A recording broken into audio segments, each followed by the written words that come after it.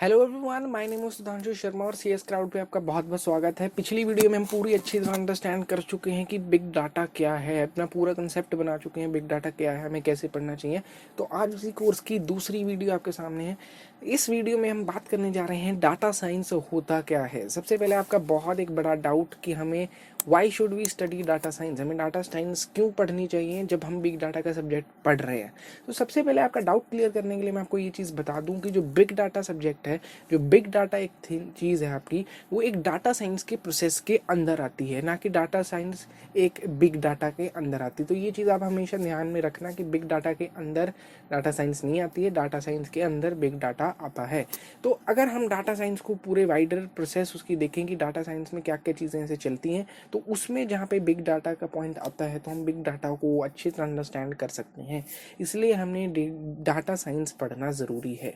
तो इस वीडियो में हम बात करेंगे डाटा साइंस के बारे में। So without wasting any time, let's get started.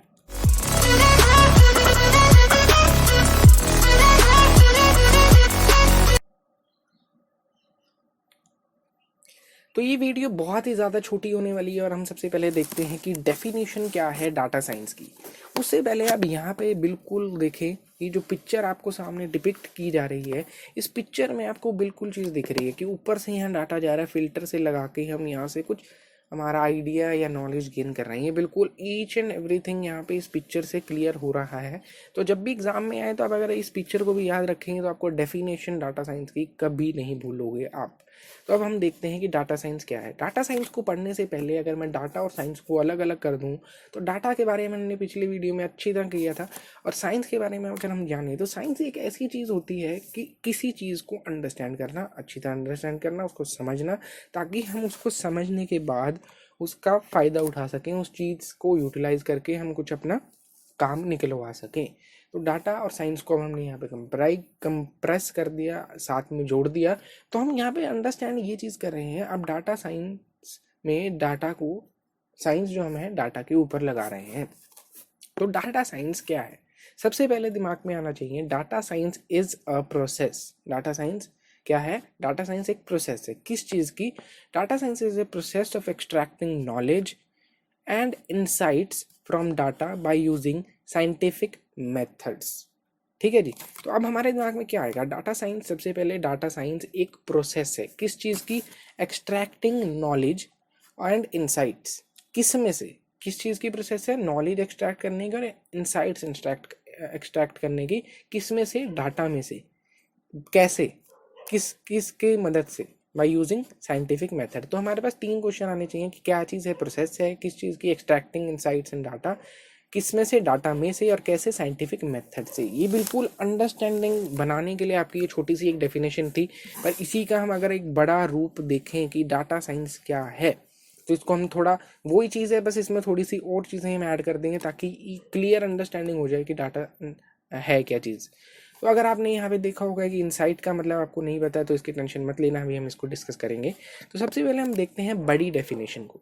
तो डाटा साइंस, या हम कह लें data driven science, is the area of study which involves extracting insights from vast amount of data, that is big data, by the use of various scientific methods, algorithms and processes।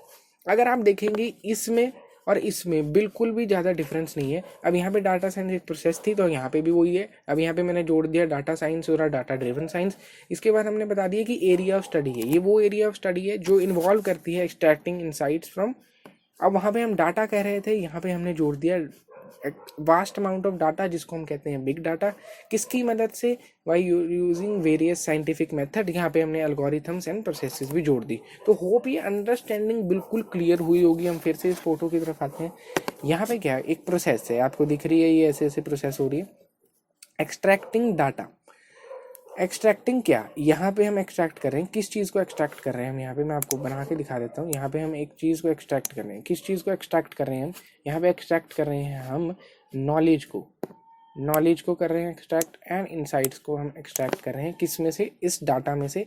ताकि किसकी मदद से? Scientific methods को use करके, ताकि हम उसको अच्छी तरह यूटिलाइज कर सकें। Hope each and everything is clear now. अब हम देख सकते हैं कि now from definition we can get clear knowledge what data science really is. तो तो अभी हम डाटा साइंस अगर आप अच्छी तरह अभी भी अंडरस्टैंड नहीं कर पाए हैं तो एक और चीज़ आगे चलते हैं अगली स्लाइड पर और देखते हैं क्या है. There are few more points on which we have to focus. Like अभी हमने देखा कि जो डाटा साइंस की डाटा साइंस क्या है, एक प्रोसेस है. ठीक है जी. प्रोसेस किस चीज़ की एक्सट्रैक्ट करनी है हमने, नॉलेज और इनसाइट. किस में से, डाटा में से. कैसे, साइंटिफिक मेथड्स को यूज़ करके. बड़ी डेफिनेशन हमने वो भी पढ़ ली, उसमें 2-4 चीज़ें ऐड करनी है.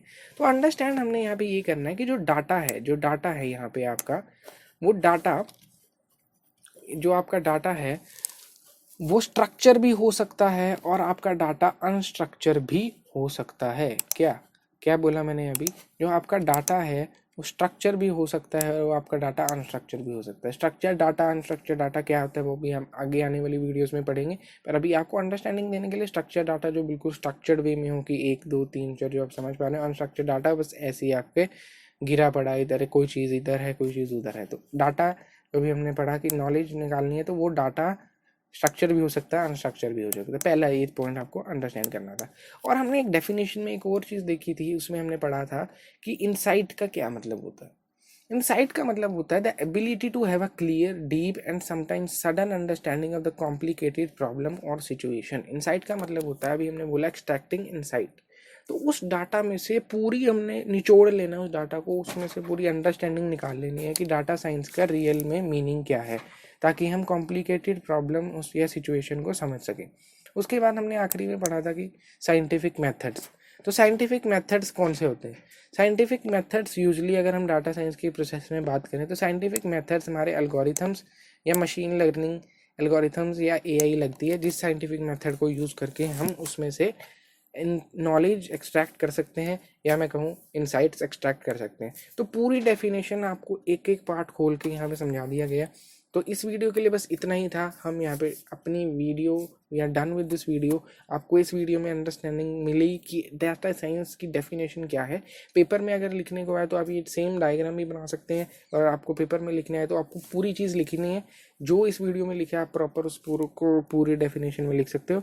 तो यही था इस वीडियो में. अगली आने वाली वीडियो में हम बात करेंगे life cycle of data science, जो कि वेरी वेरी इंपॉर्टेंट टॉपिक है, जिसको आप अंडरस्टैंड करेंगे तो आपको मज़ा आ जाएगा. Thank you and subscribe to CS Crowd if you like. Thanks for watching this video. Thank you and have a nice day.